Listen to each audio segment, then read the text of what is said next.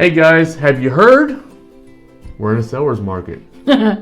So, we're going to talk about 6 tips for home buying in a seller's market.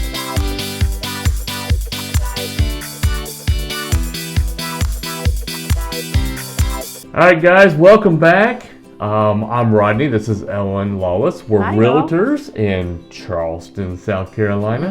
And we're going to talk about 6 tips for home buying in a seller's market. And we're going to start with number 6. So we'll start with number 6 first.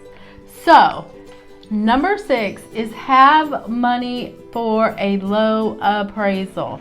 What we're finding right now is sometimes people go above the asking price. Right.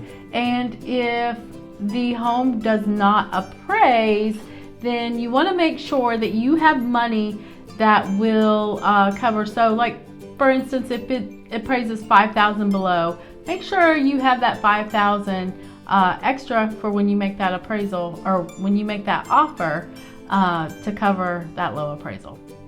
And number 5 is your offer, if less contingencies that your offer has, the more competitive and more attractive it's going to look to the seller.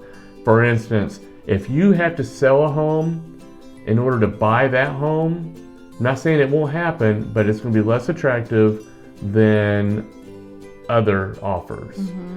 Some others, you just said? But yeah, so that's sort of a little caveat to that too, is if you do have a home to sell, don't let it discourage you from purchasing or making that offer. Go ahead and make that offer, but try to have your home under contract already when you make that offer. So number 4, show cash.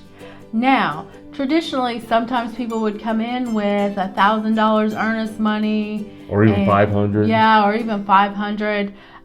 But right now, that type of earnest money is not winning offers. Right. So a deposit made to the seller to show a buyer's good faith in a transaction, that's really what earnest money is.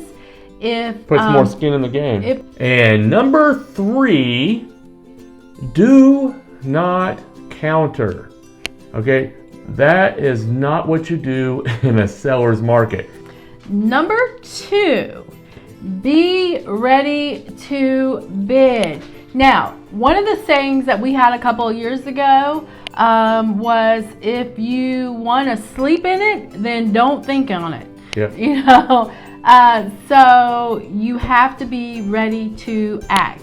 And that's no joke in this market. And number 1 is make your best offer first. Now what that means is that's not always the asking price. If the asking price is $230, maybe the best offer is not $230. And I know the mentality for a lot of folks is that, I don't want to offer more than what its listed price because that's more than it's worth. Well, that may not be true. Sometimes you have to jump in right off the bat, and as long as you obviously have to qualify for that amount of money, but you may come in right off the bat and just offer $240.